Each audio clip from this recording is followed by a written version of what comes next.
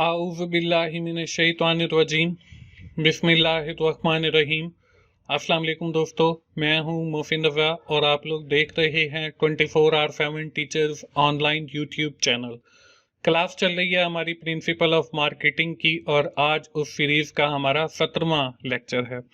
दोस्तों, आज की क्लास के साथ हमारा जो एक नया मॉड्यूल है, मॉड्यूल 6, वो स्टार्ट हो जाता है और तकरीबन हम जो है अपने हाफ ऑफ द कोर्स जो है उसकी जानिब बढ़ रहे हैं। दोस्तों, आज की क्लास शुरू करने से पहले हम लोग एक बार क्विकली समराइज करते हैं कि हमने अपनी पिछली क्लास के अंदर क्या पढ़ा था। दोस्तों, पिछली क्लास हमारी मॉड्यूल 5 के ऊपर थी, जिसके अंदर हम लोगों ने अपने मॉड्यूल 5 को खत्म किया था और देखा था कि इब्राहिम मैस्लो की जो हायरार्की नीड थ्योरी है वो क्या है और कैसे ये स्टेप बाय स्टेप जो है वो काम करती है। इसके साथ ही हम लोगों ने कंज्यूमर अडॉप्शन प्रोसेस को देखा, शेयर को बनने से लेकर और किसी भी कंज्यूमर के अडॉप्ट करने तक के दरमियान में जितनी भी स्टेजेस थी, हमने उन स्टेजेस को देखा। इसके बाद दोस्तों हम आगे जो ये नया मॉड्यूल है, that is also the continuation of the consumer behaviour क्योंकि इसके अंदर भी हम लोग जो है वो बाइंग प्रोसेस और सारी चीजों को देखते रहेंगे, लेकिन इसमें फर्क यह है कि ये अब बिजनेस पॉइंट ऑफ व्यू से होगा। पहले हम इंडिविजुअल कंज्यूमर बिहेवियर की बात कर रहे थे। तो आज की क्लास का जो हमारा टॉपिक है वो मार्केट है। हम देखेंगे कि हमारे पास जो दो किस्म की मार्केट है, एक कंज्यूमर मार्केट है, एक बिजनेस मार्केट है। इन दोनों के अंदर फर्क क्या है। इसके साथ ही हम देखेंगे कि किसी भी बिजनेस मार्केटिंग की जो है वो कैरेक्टरिस्टिक कौन सी हैं, उसके ऊपर कौन से ऐसे फैक्टर हैं जो असरअंदाज होते हैं, और आखिर के अंदर हम लोग जो है बिजनेस बाइंग प्रोसेस को देखेंगे। तो चलिए दोस्तों, हम आज की क्लास शुरू करते हैं। First of all we have seen the definition of the market. A market is a place where buyers and seller can meet to facilitate the exchange or transaction of goods and services। कि market जो है एक ऐसी place है जहां पे buyers और sellers आते हैं और वो एक्सचेंज करते हैं। क्या एक्सचेंज करते हैं? गुड्स एंड सर्विसेज को। कि जो बायर है वो जो उसने प्रोडक्ट एंड सर्विसेज बनाई है, that is offer to the seller on a specific price. अब जो सेलर है that is paying the price, और उस प्रोडक्ट जो बायर ने ऑफर किया है उसके अगेंस्ट वो प्राइस पे करता है। तो when two entities are communicating with each other, this is known as the transaction or exchanging. तो ये बेसिकली जो है मार्केट के अंदर होता है, जहां पे बहुत सारे बायर होते हैं और जहां पे बहुत सारे सेलर होते हैं। और जो बायर हैं वो अपनी गुड्स एंड सर्विसेज को सेल करने के लिए होते हैं, और जो सेलर हैं वो उनको परचेज करते हैं ऑन अ स्पेसिफिक प्राइस। अब हमारे पास दो किस्म की मार्केट होती है। The first one is the consumer market. अब कंज्यूमर मार्केट क्या है? In the consumer market we sell product and services directly to the consumer, also known as the business to consumer. कि बिजनेस टू कंज्यूमर है, जो product बनाने वाला है उसको एज अ बिजनेस कंसिडर किया गया है, और इसको हम B2C यानी कि बिजनेस टू कंज्यूमर भी कहते हैं। इसके बाद हमारी जो दूसरी मार्केट है वो बिजनेस मार्केट है। In the business market we sell products and services to the organization rather than the directly to the consumer, also known as the business to business market. कि ये हमारी B2B मार्केट है, जिसके अंदर हम consumer को अपनी प्रोडक्ट या सर्विसेज सेल आउट नहीं कर रहे, बल्कि डायरेक्टली किसी और बिजनेस को दे रहे हैं। फॉर एग्जाम्पल, अगर हम कहें कि हमारी जो सीमेंट है वो कंस्ट्रक्शन बिजनेस को दी जाए, तो ये हमारी B2B की एक एग्जाम्पल होगी। तो ये हमारे पास दो किस्म की मार्केट होती हैं। आगे हम चलते हैं और देखते हैं कि हमारी जो बिजनेस मार्केट है उसकी करैक्टरिस्टिक्स क्या होंगी, उसकी खसूसियात क्या होंगी। तो पहली जो है वो आपको नजर आ रही है, the business market deal with the few customer than consumer market. यहाँ पे जो है कंज्यूमर और कस्टमर, पहले तो ये फर्क आपको पता होना चाहिए कि कस्टमर और कंज्यूमर में क्या फर्क होता है। Then you will be able to understand this point, because customer जो है ये बेसिकली उस प्रोडक्ट को परचेज करता है, और जो कंज्यूमर है ये उस प्रोडक्ट को कंज्यूम करता है। अगर रियल टाइम में मैं एग्जांपल की बात करूं कि हम जो है बाजार से ऑयल को परचेज करते हैं, तो हम जो है कस्टमर हैं। अब हमारे घर जो लोग हैं वो उससे बनी हुई चीजों को खाते हैं, तो ये बेसिकली कंज्यूमर हैं, तो ये हमारी उस प्रोडक्ट को कंज्यूम करते हैं। तो अब जो बिजनेस मार्केट है that is dealt by the customer not consumer, के वो कस्टमर जो है उसको डील करते हैं या कस्टमर उस मार्केट के अंदर डील करते हैं। अब सेकंड पॉइंट क्या है, the business market are more geographical concentrated than consumer market. For example, Faisalabad city is more renovated as an industrial city. अब जो हमारी बिजनेस मार्केट होती है वो किसी एक एरिया के अंदर होती है, किसी लोकेशन के ऊपर होती है, तो वो हमारी कंज्यूमर मार्केट से हट के होती है। अब यहाँ पे जो एग्जांपल दी गई है वो फैसलाबाद की दी गई है, उसको इंडस्ट्रियल एरिया कहा गया है। और रिगार्डिंग दी आप कहें कि टेक्सटाइल के हवाले से वहां पे बहुत ज्यादा कारोबार होता है, तो वहां पे कस्टमर डील करते हैं। इसके बाद अगला जो पॉइंट है वो है the demand of for business market depend on consumer good.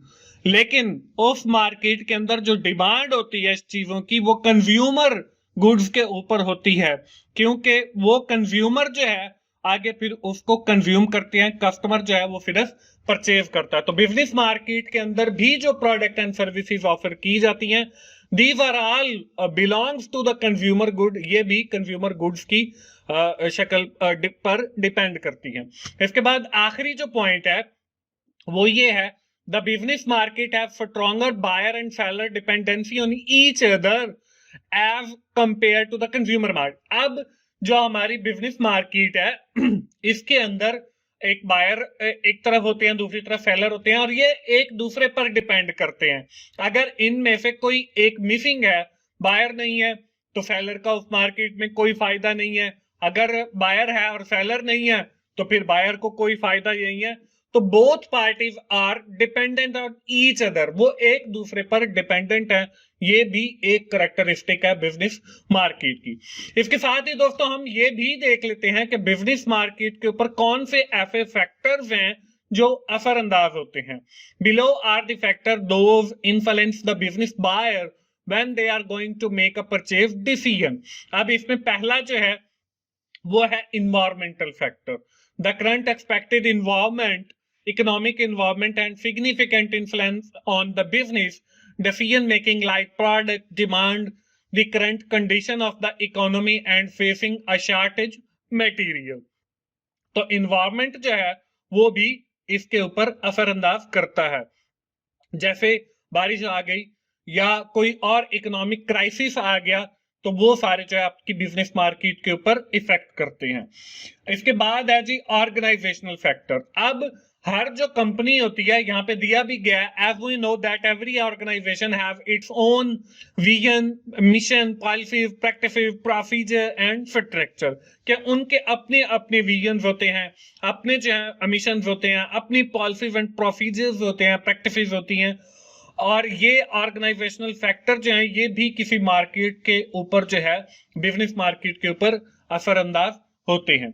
इसके बाद आगे जो है वो इंटरपर्सनल फैक्टर है कि आदमी का अपना जो पर्सनल बिहेवियर है वो भी मार्केट के ऊपर असरअंदाज होता है। As we know that the in the business buying process many people are involved in the decision making.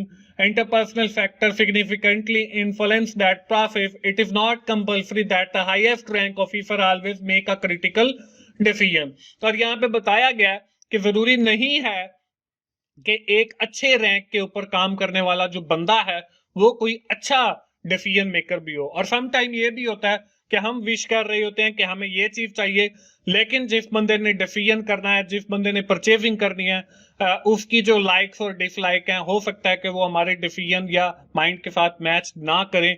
तो ये हमारे कुछ इंटरपर्सनल फैक्टर भी होते हैं। इसके बाद दोस्तों आखिरी जो फैक्टर है वो individual factor. Each member have characteristic are different from each other member. Each member have its own goal, performance and perception, it distincting with gender, age, personality, job rank and. अब ये हमारे जो individual factor है, as है, अब बच्चों को आप लेकर जाएं तो अल्टीमेटली उन्होंने खाने पीने की चीजें पसंद करनी है, अगर आप किसी और को लेकर जाएंगे तो वो शॉपिंग की तरफ जाएंगे। जेंडर की अगर बात की जाए, फीमेल्स की जो पसंद है वो कुछ और होगी, मेल की जो पसंद है वो कुछ और होगी। अगर जॉब रैंक की बात की जाए तो जो हाईएस्ट रैंक के ऊपर है उसकी प्रायोरिटीज कुछ और होंगी, जो लोअर रैंक पे है उसकी प्रायोरिटीज कुछ और होंगी। तो ये जो इंडिविजुअल फैक्टर है that is also affect the business buying behaviour of the business market. दोस्तों, इसके बाद आज की क्लास का हमारा जो आखिरी टॉपिक है that is known as the business buying process. अब जो बिजनेस बाइंग प्रोसेस है, the stage of business buying process include the recognising problem, developing the product. ये हमारे पास कोई 8 जो है स्टेजेस हैं। That is starting from the problem recognition, general need आ जाती है, उसकी डिस्क्रिप्शन आ जाती है, उस प्रोडक्ट की स्पेसिफिकेशन आ जाती है, सप्लायर सर्च आ जाती है, प्रपोजल आ जाता है, सप्लायर सिलेक्शन है, उसके बाद ऑर्डर है और परफॉर्मेंस रिव्यू है। फॉर एग्जांपल, इसको मैं एक एग्जांपल के थ्रू समझाऊंगा। You are buying to purchase a mobile phone. आप एक मोबाइल फोन जो है वो परचेज करना चाह रहे हैं, ये आपकी एक प्रॉब्लम है। आप क्या करेंगे, उसकी जनरल नीड देखेंगे कि आपने सिर्फ कॉल को सुनना है और जो है करना है। उसके बाद प्रोडक्ट स्पेसिफिकेशन आ जाएगी कि आपका जो मोबाइल है वो 4 GB स्पेस का होना चाहिए और उसकी जो मेमोरी है वो 64 GB होने चाहिए। उसके बाद आप सप्लायर देखेंगे कि कौन सा ऐसा सप्लायर है जिससे आप मोबाइल लेंगे। तो आपके पास डिफरेंट ऑप्शन अवेलेबल है। आपके पास ओप्पो की ऑप्शन अवेलेबल है, आपके पास आईफोन की ऑप्शन अवेलेबल है, सैमसंग का ब्रांड है, हवावे का है। उसके बाद आप एक प्रपोजल अपना बजट को देखेंगे। उसके बाद आप एक सप्लायर सेलेक्ट कर लेते हैं कि जी मैंने ओप्पो का ही मोबाइल लेना है। उसके बाद आप ऑर्डर करते हैं और उस प्रोडक्ट को रिव्यू करते हैं कि ये इससे कॉल हो सकती है या नहीं हो सकती है। तो ये एक बिजनेस बाइंग प्रोसेस होता है और इसके अंदर 8 स्टेजेस होती हैं। तो दोस्तों, ये थी हमारी आज की क्लास। आज की क्लास के अंदर हम लोगों ने एक नया मॉड्यूल शुरू किया। दोस्तों, मेरी तमाम दोस्तों से गुजारिश है कि आप लोग YouTube के ऊपर ही वीडियो को देखा करें ताकि मुझे भी कोई बेनिफिट हो। बहुत सारे दोस्त जो हैं वो लेक्चर्स को डाउनलोड करके देखते हैं जिससे मुझे कोई बेनिफिट नहीं मिलता और फिर मैं लेक्चर्स रिकॉर्ड करना छोड़ देता हूं। तो दोस्तों, आज की क्लास हम यही खत्म करेंगे। एक बार क्विकली जो है वो समराइज करते हैं कि आज की क्लास के अंदर हमने क्या पढ़ा। आज की क्लास के अंदर हमने नया एक मॉड्यूल शुरू किया, मार्केट के हवाले से बात की, बिजनेस मार्केट की बात की, कंज्यूमर मार्केट की बात की। हमने देखा कि उसकी कैरेक्टरिस्टिक्स कौन सी हैं और कौन से ऐसे फैक्टर हैं जो बिजनेस मार्केट के ऊपर असरअंदाज होते हैं। आखिर के अंदर हमने बिजनेस बाइंग प्रोसेस देखा। आज की क्लास हम यही खत्म करते हैं। दोस्तों, आखिर में मेरी वही रिक्वेस्ट है कि आप मेरी वीडियोस को ज्यादा से ज्यादा लाइक करें, ज्यादा से ज्यादा शेयर करें और उन बच्चों को भी करें जिनका ये सब्जेक्ट है, कमेंट भी किया करें और मेरा चैनल 24/7 टीचर्स ऑनलाइन सब्सक्राइब कीजिए ताकि मेरी हर आने वाली वीडियो आप लोगों तक पहुंच सके। दोस्तों, मिलते हैं अगली प्रिंसिपल ऑफ मार्केटिंग की क्लास में। उस वक्त तक के लिए अल्लाह हाफिज।